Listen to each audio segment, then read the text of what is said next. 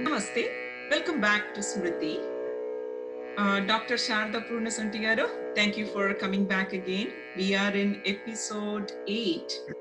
And in the last episode, you conveyed the message, prayer of Vedamata and the word Swadhyayam.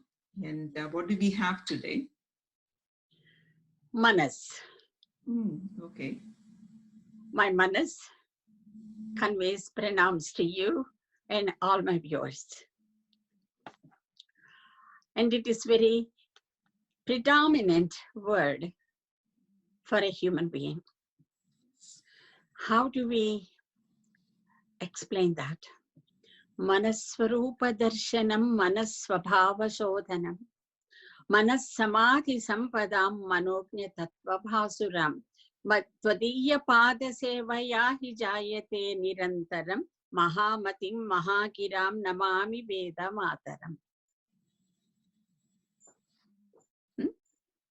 So, Manasvarupa Darshanam is what we have to gain today. And Manasvabhava Shodhanam, that is what we have to do. And Manas Samadhi Sampadam, that is where we need to raise above. And Manognya Tattva Bhasuram, that is what we need to experience. And Tvadiya Pada Sevaya hi jayate nirantaram. May I be worshipping your Pada, where the Akshara resides. Mahamatim Mahagiram. I pray to you. Namami Veda Mataram. Let us remind ourselves that Akshara is the primordial principle at the origin of everything that manifests, with many dimensions. And it is finite, it's immense, very expansive and beyond. Yet this is subservient to our Atman, our mind. It is subservient. And it is the womb of all our experiences in our lifetime, and also the womb of the universe, because that's the manifestation. And Akshara belongs to two worlds mainly: manifest world, unmanifest world. And the other one is created world and non-created world. That's what it belongs to, the Akshara. So Akshara houses in the Manas. And it has a very unique mediatory capacity, that it mediates the thought, the experience, the knowledge, the vak, the prana, and the world. It mediates. That means it's a mediation ability. That's one of the unique characters of the Akshara. And Akshara gloatingly always said at one time in the past, you can go back to Vedic times here and come back to the present, and it still says, and it will continue saying, I am better. I'm better than you.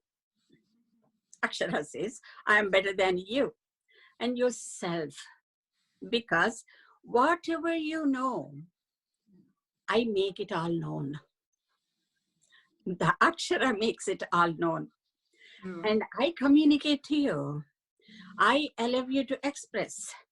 I allow you to explicate. And I save it in my own form, Akshara form. And I am the subject of your speech, and I am the object of your speech as well. I am the primordial energy, my dears.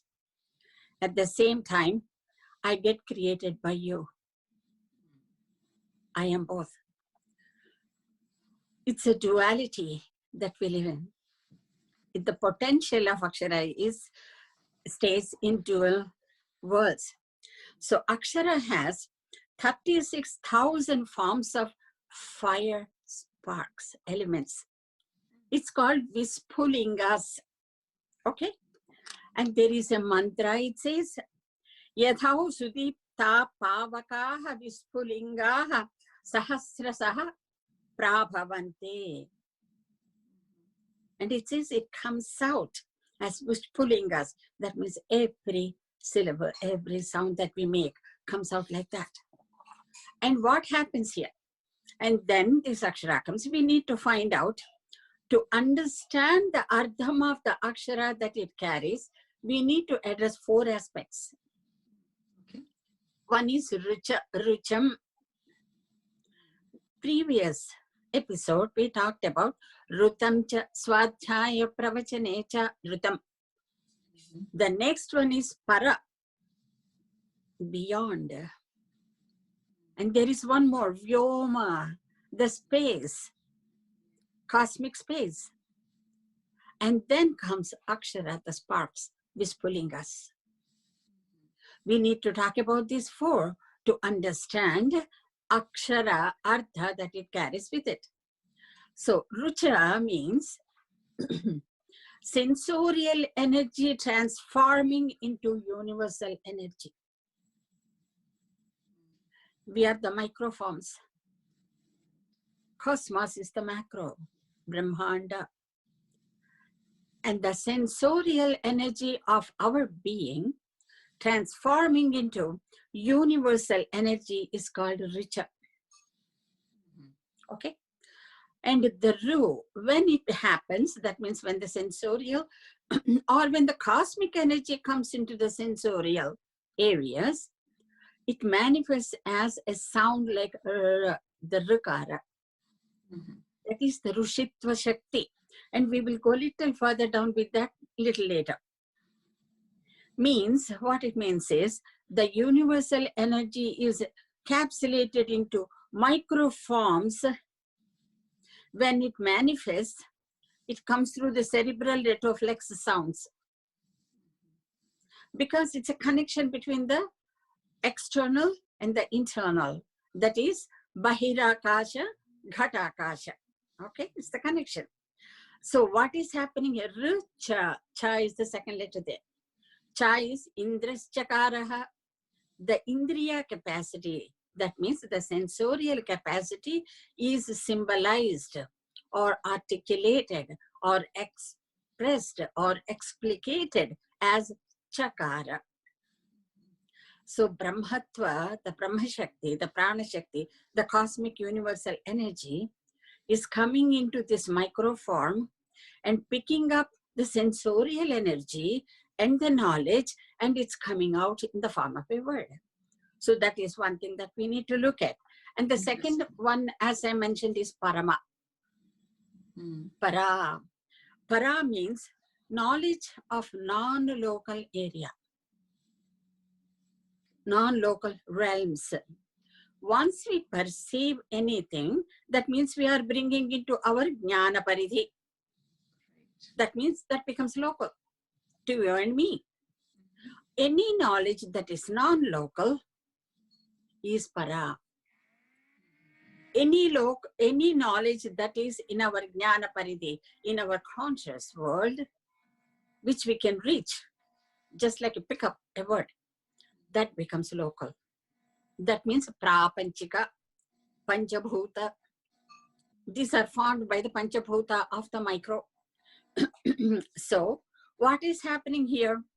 In this para state, everything needs to transcend the sensorial, the analytical, the rational, the experiential, mind, and every other state.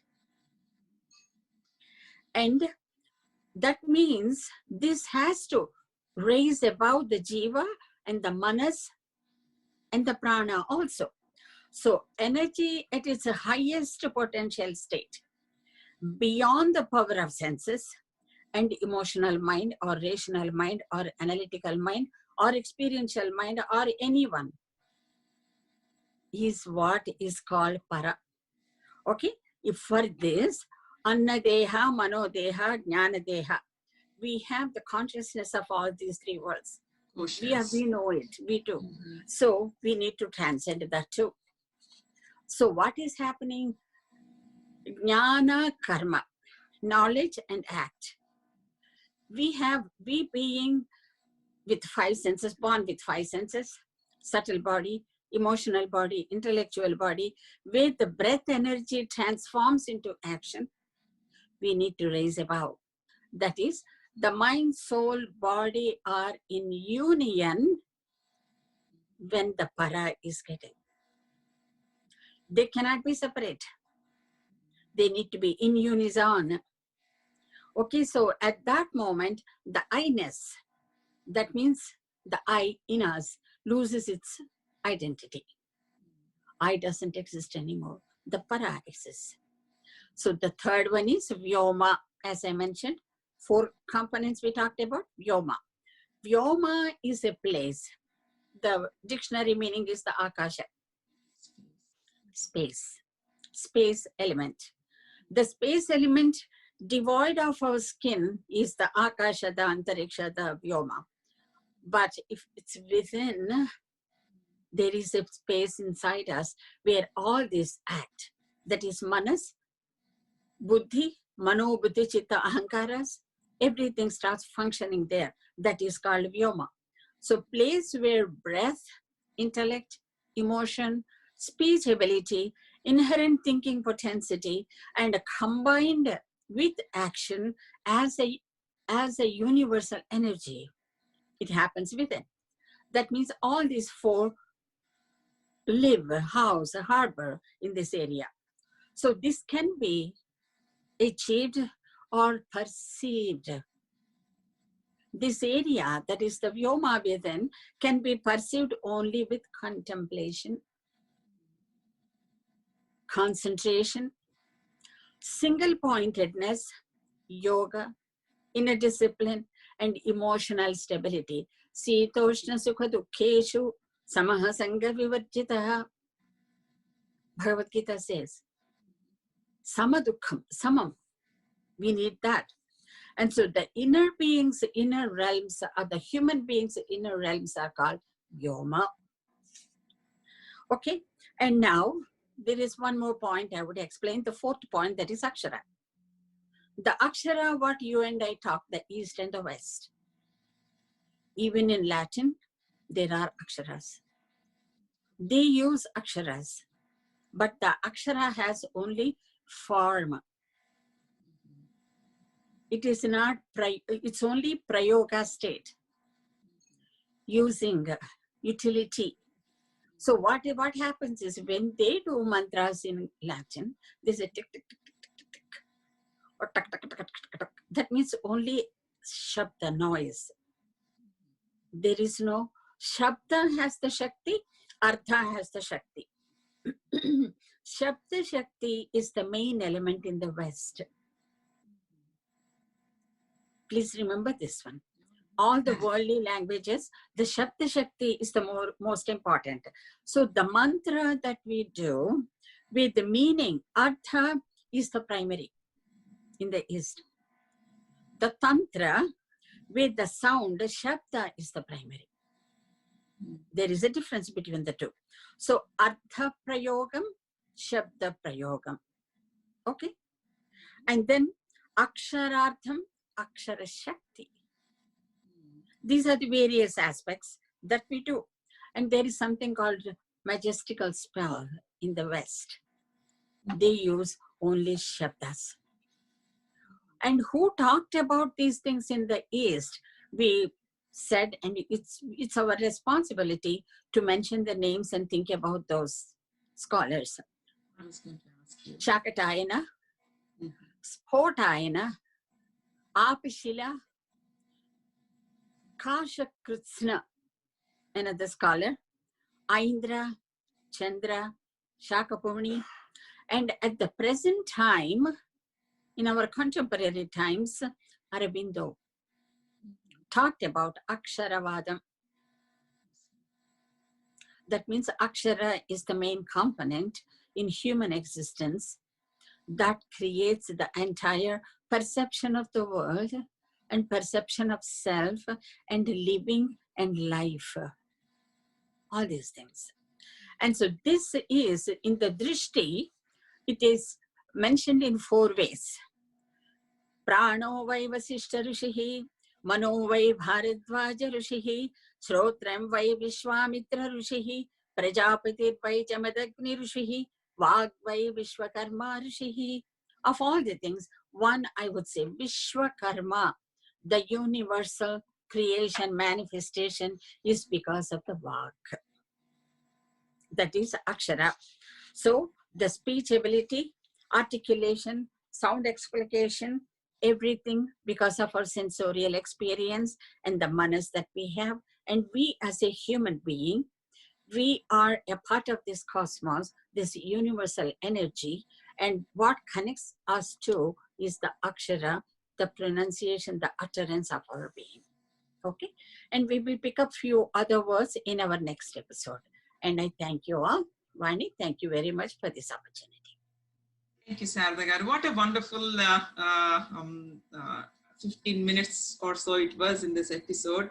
You really are talking about neuroscience, and you are bringing in the aspect of architecture, architects, and Vishwakarma. And I mean, Yes. you cannot take this very lightly. There is a lot of building that happens, an effort and an action, and the intent. So many things are involved in here, but beautifully explained, Sharda garu. Thank you so much. Really, I am benefiting so much from your life work, research, and I'm sure our viewers too. Thank you again. Thank you, Vani. Do visit us back again. Yes. We should continue. Namaste.